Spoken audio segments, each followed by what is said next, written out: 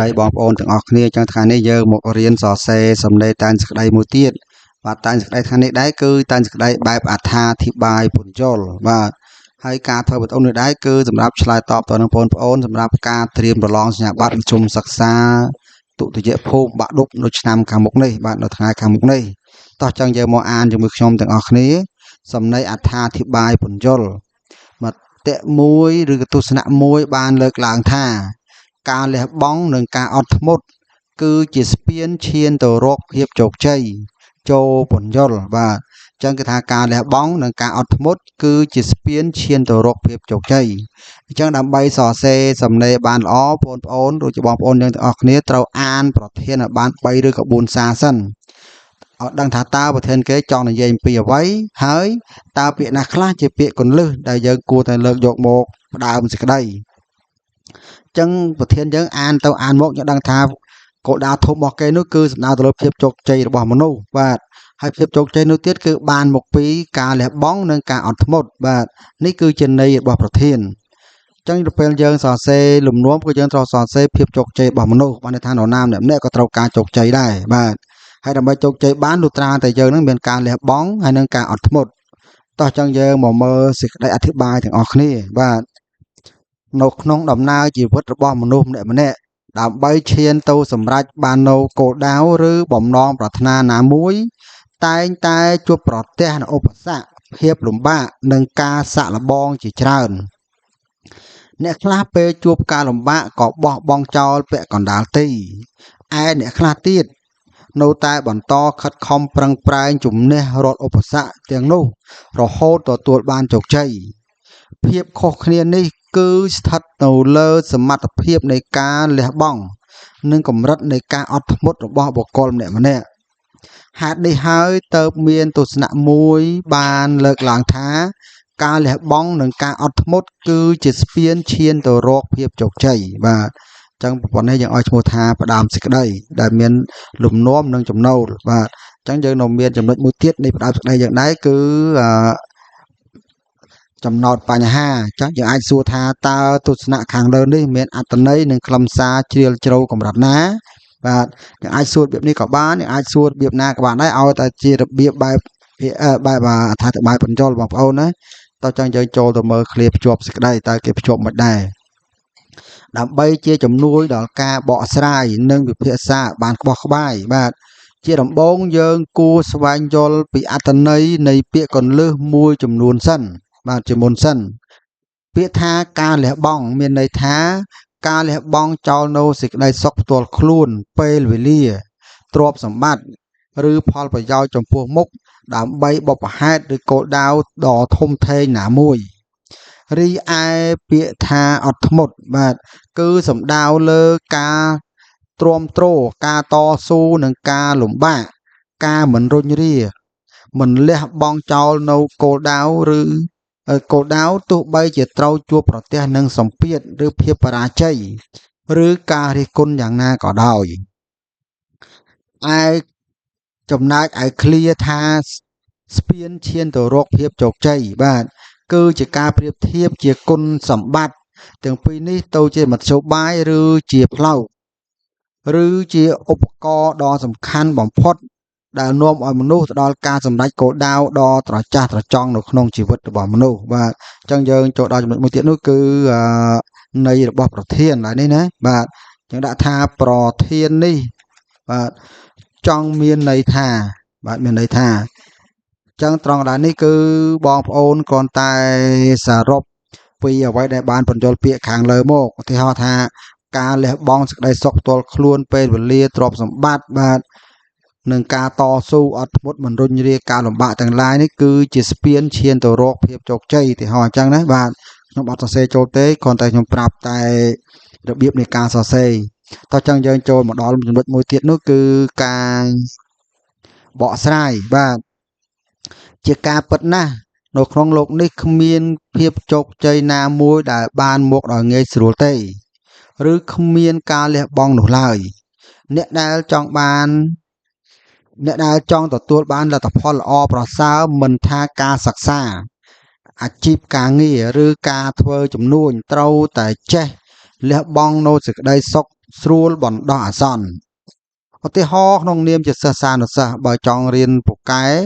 ចង់ប្រឡងជាប់ជ័យលាភីគឺត្រូវលះបង់ពេលវេលាកំសាន្តការលេងហ្គេមការដើរលេងសប្បាយដើម្បីយកពេលវេលាទាំងនោះមកខិតខំប្រឹងប្រែងមើលមេរៀននិងស្រាវជ្រាវបន្ថែមសម្រាប់អ្នកប្រកបអាជីវកម្មវិញពួកគេត្រូវលះបង់ទាំងកម្លាំងកាយកម្លាំងចិត្តនិងដើមទុនព្រមទាំងពេលវេលាផ្ទាល់ខ្លួនជាមួយគ្រួសារដើម្បីដុតដៃដុតជើងពង្រឹងអាជីវកម្មរបស់ខ្លួនឲ្យរីកចម្រើនការលះបង់បែបនេះគឺជាការវិនិយោគដ៏មានតម្លៃបំផុតសម្រាប់អនាគតបាទទន្ទឹមនឹងការលះបង់ការអត់ធ្មត់ក៏ជាកាតាលីករមិនអាចខ្វះបានឡើយបាទអញ្ចឹងប្រធានយើងគឺមានគោលដៅពីរធំៗទីមួយគឺយើងត្រូវបញ្យល់អំពីការលះបង់ឲ្យអស់សិនតើយើងគួរលះបង់អ្វីខ្លះនៅពេលយើងលះបង់អស់យើងមកសរសេរពីការអត់ធ្មត់ម្ដងបាទព្រោះអត់ធ្មត់ក៏ជាធាតុមួយទៀតដែរដែលធ្វើឲ្យយើងទទួលជោគជ័យដែរបាទតោះចង់យើងអានតទៅមុខទៀតទៅដំណើរឆ្ពោះទៅរកភាពជោគជ័យមិនមែនជាផ្លូវដែលក្រាលដោយផ្កាកុលាបនោះទេតែវាពោរពេញទៅដោយបន្លាចនិងឧបសគ្គមុខរារាំងបើគ្មានការអត់ធ្មត់ទេមនុស្សយើងងាយនឹងបាក់ទឹកចិត្តនិងបោះបង់ចោលនៅក្តីស្រមៃរបស់ខ្លួនណាស់ពេលជួបនឹងការបរាជ័យលើកដំបូងការអត់ធ្មត់ជួយឲ្យយើងមានចិត្តធ្ងន់ហ៊ានប្រឈមមុខនឹងបញ្ហារៀនសូត្រពីកំហុសឆ្គងនិងបន្តដើរទៅមុខទៀតដោយភាពជឿជាក់ស្ថាបនិកនិងបុគ្គលល្បីៗជាច្រើននៅក្នុងពិភពលោកដូចជា Thomas Edison ដែលបានខិតខំបង្កើតអំពូលភ្លើងឬសហគ្រិនធំៗជាច្រើនសុទ្ធតែបានឆ្លងកាត់ការបរាជ័យរាប់រយរាប់ពាន់ដងប៉ុន្តែដោយសារតែការអត់ធ្មត់មិនព្រមចុះចាញ់តើពួកគេអាចបង្កើតសមិទ្ធផលដ៏អស្ចារ្យសម្រាប់ពិភពលោកនេះបានបាទតោះយើងតទៅមុខទៀតមួយយ៉ាងវិញទៀតបើសម្លឹងមើលក្នុងបរិបទសង្គមនិងការកសាងជាតិមាតុភូមិវិញការលះបង់និងការអត់ធ្មត់របស់បុគ្គលម្នាក់ៗគឺជាកម្លាំងចលករដ៏ខ្លាំងក្លាបំផុតថ្នាក់ដឹកនាំមន្ត្រីរាជការគ្រូបង្រៀននិងគ្រូពេទ្យដែលពួកគាត់ខិតខំបំពេញភារកិច្ចទាំងយប់ទាំងថ្ងៃទោះបីត្រូវនឿយហត់ឬជួបការលំបាកយ៉ាងណាក៏ដោយក៏ពួកគាត់នៅតែអត់ធ្មត់ស៊ូទ្រាំមិនលះបង់កម្លាំងចិត្តដើម្បីបម្រើជាតិនិងប្រជាជនស្មារតីលះបង់នឹងការអត់ធ្មត់នេះហើយដែលជាគ្រឹះយ៉ាងរឹងមាំធ្វើឲ្យសង្គមជាតិទាំងមូលទទួលបាននូវសុខសន្តិភាពស្ថិរភាពនិងការអភិវឌ្ឍលើគ្រប់វិស័យទោះជាយ៉ាងណាក៏ដោយបើយើងពិភាក្សាឲ្យបានស៊ីជម្រៅនិងគ្រប់ជ្រុងជ្រោយជាងនេះទៅទៀតការលះបង់និងការអត់ធ្មត់ត្រូវតែធ្វើឡើងដោយមានបញ្ញានិងទិសដៅច្បាស់លាស់ការលះបង់ដោយងងឹតងងុលការអត់ធ្មត់ជឿទៅលើរឿងដែលខុសឆ្គងមិនត្រឹមតែមិននាំមកនូវភាពជោគជ័យនោះទេតែថែមទាំងអាចនាំមកនូវសេចក្តីវិនាសនិងការខាតបង់ថែមទៀតផងបាទអញ្ចឹងយើងមិនមែនសំដៅលើតែការអត់ធ្មត់និងការតស៊ូគឺយើងជោគជ័យទេលុះត្រាតែយើងមានចំណេះដឹងមានបញ្ញាទៅគិតពិចារណាផងតើការអត់ធ្មត់របស់យើងនេះការលះបង់របស់យើងនេះតើវាត្រឹមត្រូវដែរឬទេចំទិសដៅដែរឬទេបាទអញ្ចឹងយើងមកមើលឧទាហរណ៍គេទាំងអស់គ្នាបាទឧទាហរណ៍ការអត់ធ្មត់ទ្រាំទ្រនៅក្នុងទំនាក់ទំនងដែលរងការធ្វើបាបការលះបង់ផលប្រយោជន៍ផ្ទាល់ខ្លួនទៅជួយមនុស្សដែលអសិលធម៌រមិលគុណការមិនមែនការលះបង់និងការអត់ធ្មត់ដ៏ត្រឹមត្រូវនោះឡើយដូច្នេះមុននឹងលះបង់ឬអត់ធ្មត់យើងត្រូវចេះវិភាគវាតម្លៃឲ្យបានច្បាស់លាស់ថាតើអ្វីដែលយើងកំពុងធ្វើនោះវាពិតជាមានតម្លៃនិងផ្ដល់ផលជាវិជ្ជមានពិតប្រាកដដែរឬទេបាទដែរទេតោះចឹងយើងចូលមកដល់សរុបសេចក្តីទាំងអស់គ្នាបាទសរុបសេចក្តីមកគុណសម្បត្តិទាំងពីរគឺការលះបង់និងការអត់ធ្មត់គឺពិតជាមានតម្លៃជាសកលនិងជាស្ពានចម្លងមនុស្សទៅដល់ត្រើយនៃភាពជោគជ័យពិតប្រាកដមែន ទស្សនៈប្រធានខាងលើនេះគឺតម្រូវសំទោសគឺត្រឹមត្រូវទាំងស្រុងនិងមានតម្លៃអប់រំយ៉ាងជ្រាលជ្រៅបំផុតសម្រាប់មនុស្សគ្រប់រូបនិងគ្រប់ជំនាន់បាទតោះចឹងយើងចូលមកដល់ការបញ្ចប់សេចក្តីបាទចឹងឆ្លងតាមការបកស្រាយនិងវិភាសាខាងលើក្នុងនាមយើងជាយុវជនដែលជាសសរទ្រូងនៃប្រទេសជាតិត្រូវតែរួមគ្នាបណ្ដុះនៅស្មារតីអត់ធ្មត់